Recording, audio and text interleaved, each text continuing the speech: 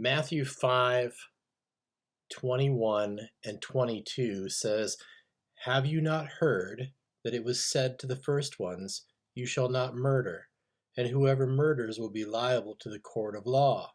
Yet I say to you that whoever is enraged against his brother baselessly is liable to a court of law, and whoever says to his brother, 'Recha,' is liable to a Sanhedrin, and whoever calls him a reprobate is made liable to the fire of Gehenna." Now, in Matthew 21 and 22, we see something that's really interesting here. Here we're talking about, basically, it's going back to thou shalt not kill. It's one of the 10 commandments. And we also catch a glimpse of how Yeshua is making it stricter. So, for example, he's using actually principles from the Midrash, and that is commentary and stories and what other rabbis of that time would have said according to interpretations of this. And so this is why he's saying, you have you not heard, or you've read some other places where it says you've heard it said that way, in that way, or shape or form. So this is kind of this commandment in Exodus 20 and 12, thou shalt not kill, has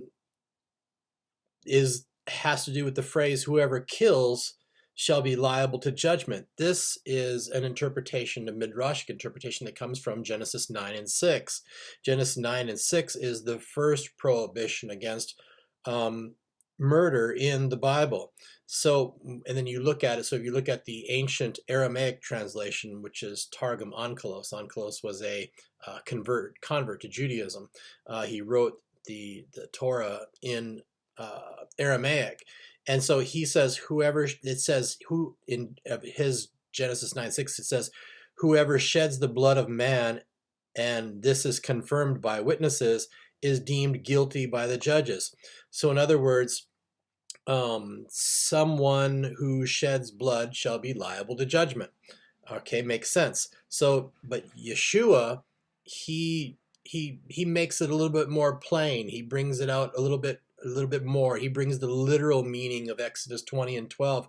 He brings it out by saying, but I say to you that everyone who is angry with his brother shall be liable to judgment. So now we're moving on to, it seems like it's something a little bit stricter. He's combining kind of like two different thoughts, like a major commandment and a minor commandment, some would say. And so he does. So if you go back to Matthew 5:19, you'll see that there's something similar right there. 19, therefore the man who violates one of these small mitzvot and teaches sons of men to do like him will be called small in the kingdom of heaven, but whoever does and teaches them will be called great in the kingdom of heaven. So you see where that's coming from. So Yeshua he compares murder, which is a major commandment, with anger at one's brother, which would be more of a minor commandment, a minor mitzvah.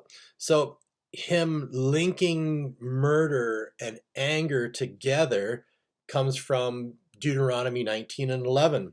And again, the Midrash comments on this, upon that verse, and Rabbi Eliezer states, he who hates his neighbor is considered a murderer, for it is said, but if any man hates his neighbor and lies in wait for him and attacks him and mortally wounds him so that he dies. This is reference to Deuteronomy 19:11. So Rabbi Eliezer and Yeshua they understand this verse to be suggesting that the sequence of events that are happening, they escalate and they culminate from anger up into murder. So you hate somebody and you lie in wait for them.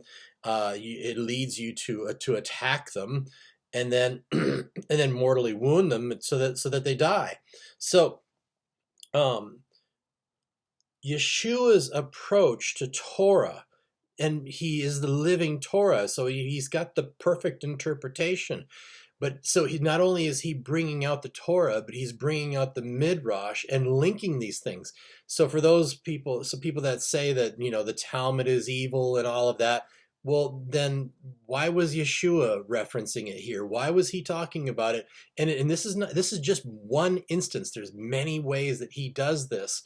But our Western mind, our thought here in America, tends to be more trying to put him into another box of something that were raised to believe in certain ways, in certain shapes and forms.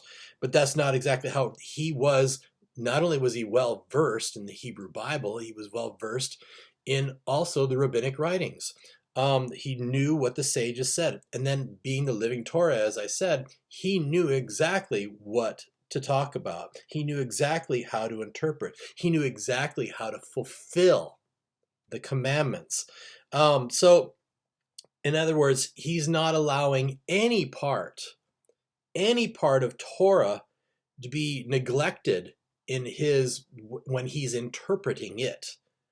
And so, pardon me. So he is as Dr. Brad Young says, and I quote, he says, he is an organic part of Jewish socio-historical context. And he says, we too often view Yeshua in a historical vacuum, with the result that we transpose our 21st century Western values and concerns onto him. And that's what I was just basically saying.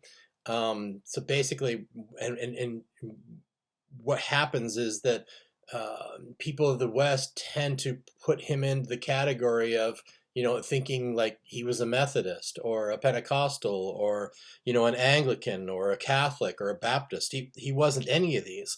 The historical Yeshua was and will always remain Jewish. He was Jewish. He followed Judaism. He followed the Torah. He interpreted the Talmud. He rightly interpreted. He fulfilled it.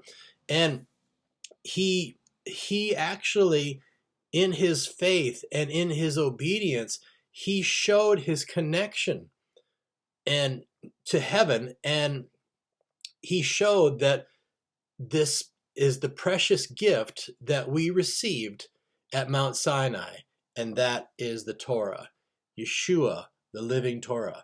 Have you not heard?